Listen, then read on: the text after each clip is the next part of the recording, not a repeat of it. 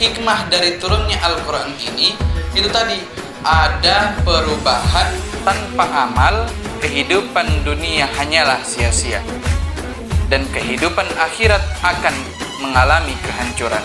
Yang dalam setiap perjuangannya di medan pertempuran tidak pernah sekalipun ia mengalami kekalahan.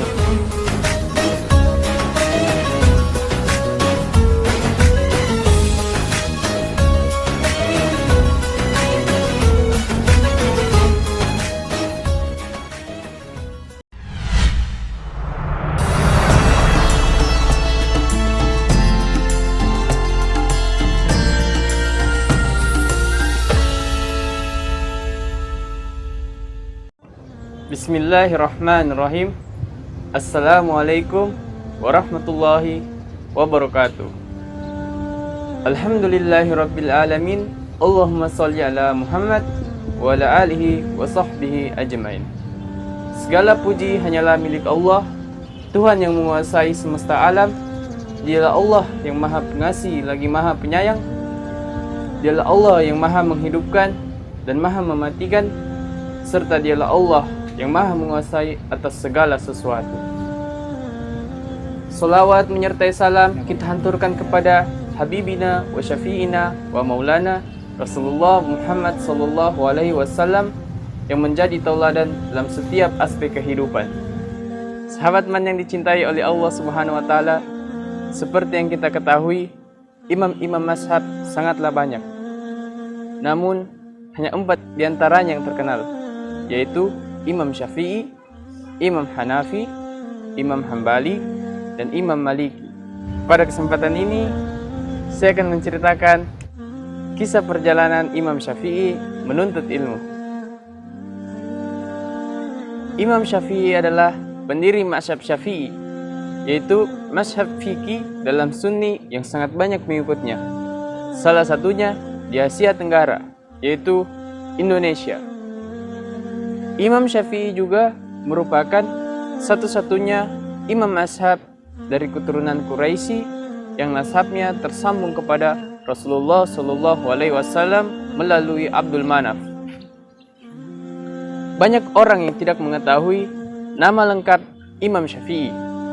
Nama lengkap Imam Syafi'i adalah Muhammad bin Idris bin Abbas bin Utsman bin Syafi'i bin Sa'ib bin Ubaid bin Abdul Yazid bin Hashim bin Abdul Muttalib bin Abdul Manaf. Beliau juga memulai perjalanan menuntut ilmunya dengan belajar membaca, menulis, dan menghafalkan Al-Quran. Sehingga di usia 7 tahun, Imam Syafi'i telah menyelesaikan hafalan Al-Quran dengan sangat lancar. Setelah menyelesaikan hafalan Al-Quran, beliau juga melanjutkan dengan menghafal berbagai macam syair-syair Arab dan kitab Al-Muwatta yang ditulis oleh Imam Malik. Imam Syafi'i pernah berkata, "Aku menyelesaikan hafalan Al-Quran di usia 7 tahun dan aku menyelesaikan hafalan kitab Al-Muwatta di usia 10 tahun. Bayangkan, di usia 7 tahun menyelesaikan hafalan Al-Quran dan di usia 10 tahun telah menyelesaikan hafalan kitab Al-Muwatta yang ditulis oleh Imam Malik." Selanjutnya, ketika Imam Syafi'i berada di Mekah, beliau juga berguru kepada Sufyan bin Uyainah, salah satu seorang ahli hadis di Mekah. Beliau juga merupakan pembesar tabi'ut tabi'in yang wafat pada 198 Hijriah. Imam Syafi'i juga berguru kepada Muslim bin Khalid Al-Zanji, salah seorang ahli fikih di Mekah. Beliau juga merupakan pembesar tabi'ut tabi'in yang wafat pada 179 Hijriah. Pada saat 163 Hijriah, Imam Syafi'i berangkat ke Madinah Munawwarah untuk berguru kepada Imam Malik. Beliau merupakan seorang ulama ahli hadis sekaligus pakar fikih di Madinah. Pada saat Imam Syafi'i bertemu dengan Imam Malik untuk berguru, tanggapan Imam Malik adalah menyuruhnya pulang dan memberikannya syarat untuk berguru kepadanya, yaitu dengan menghafalkan seluruh isi kitab Al-Muwatta yang ditulisnya. Dan pada saat itu Imam Syafi'i telah menghafalkan seluruh isi kitab Al-Muwatta, sehingga diangkatlah ia menjadi muridnya. Namun seperti yang kita ketahui, ajaran Imam Malik dan Imam Syafi'i sangatlah berbeda. Pada saat Imam Syafi'i berumur 13 tahun, pada 179 Hijriah, Imam Malik wafat dan menyebabkan Imam Syafi'i meninggalkan kota Madinah. Ketika berumur 15 tahun, Imam Syafi'i mendapatkan rekomendasi dari gurunya Muslim bin Khalid Al-Sanji untuk memberikan fatwa-fatwa dalam masalah agama. Seiring dengan waktu yang berjalan, Imam Syafi'i berangkat ke Baghdad.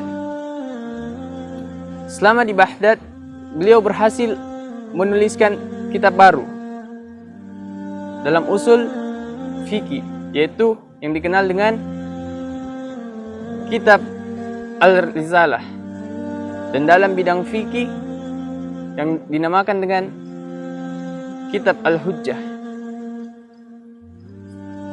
Pada 199 Hijriah, Imam Syafi'i berangkat ke Mesir, dan selama di sana beliau banyak merevisi fatwanya dengan fatwa yang baru, atau biasa yang dikenal dengan Mahsab Jadid. Beliau menghabiskan masa hidupnya di Mesir hingga wafat pada 204 Hijriah. Pelajaran yang bisa dipetik dari kisah perjalanan Imam Syafi'i adalah ia tidak pernah lelah dalam menuntut ilmu. Sekian dari saya. Wassalamualaikum warahmatullahi wabarakatuh. Selamat berpuasa.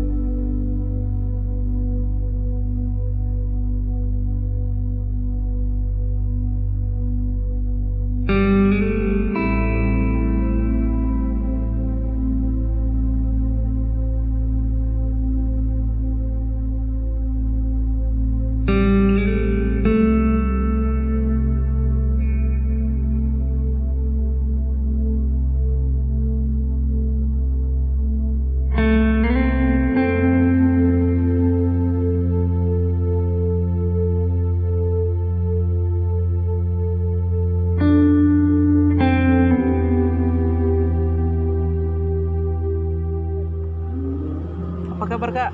Alhamdulillah baik. Nah kebetulan nih ketemu, gimana sih caranya agar kita beramal jariah, agar amal kita itu nggak habis-habis sampai kita meninggal? Mau tahu? Mau Kak? Gini caranya.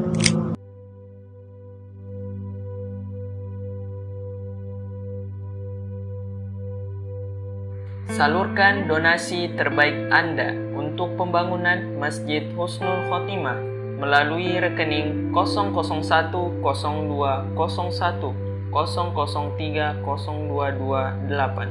Setelah itu, konfirmasikan donasi Anda ke nomor 085145001369. Untuk informasi lebih lanjut, silahkan hubungi nomor-nomor yang tertera di bawah.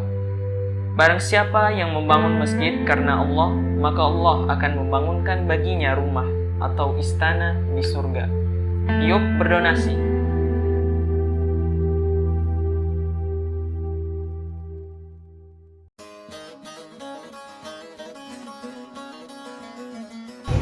Kami keluarga besar Majelis Anak Negeri mengucapkan Selamat menunaikan ibadah puasa 1442 Hijriah 2021 Masehi. Sukses di dunia, mulia di akhirat.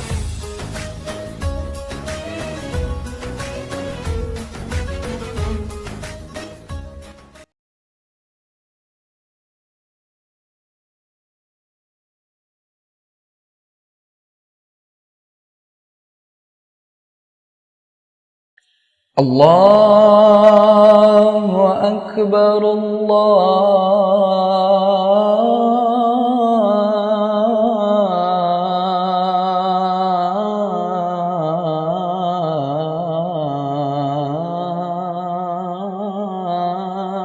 Akbar. Allahu Akbar, Allahu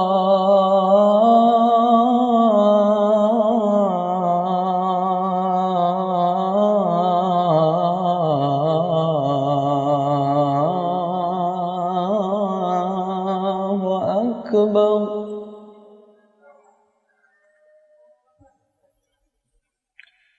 Ashhadu an la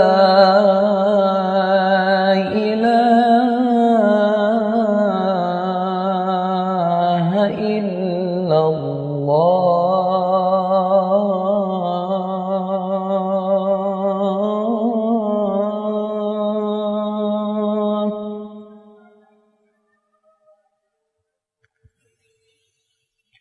Ashhadu an la ilaha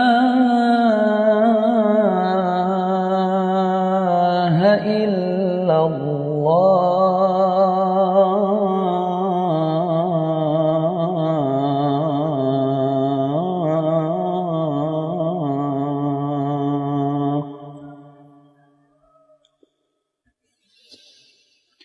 Ashhadu anna Muhammadar Rasulullah.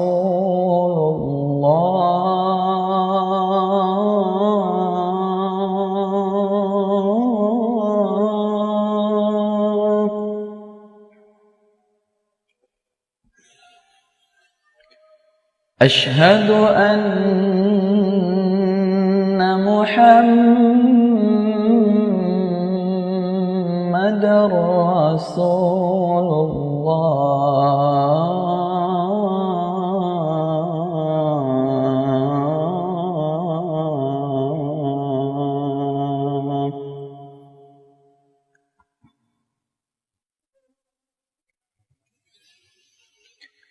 Hayya 'ala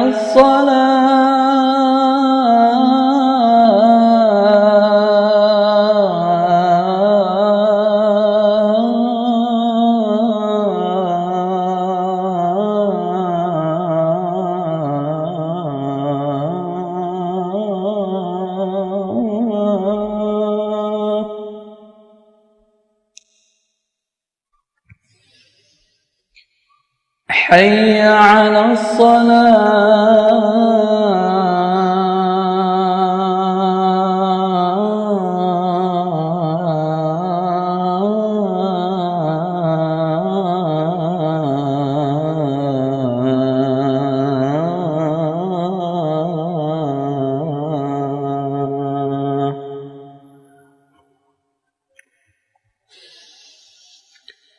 حي على الفلاح.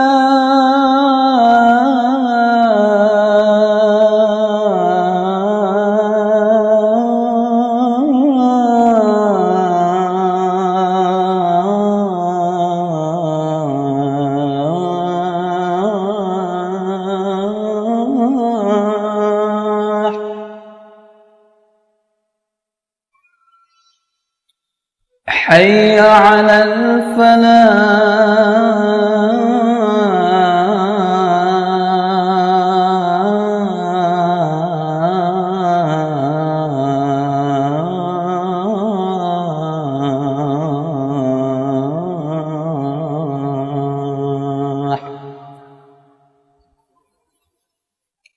الله أكبر، الله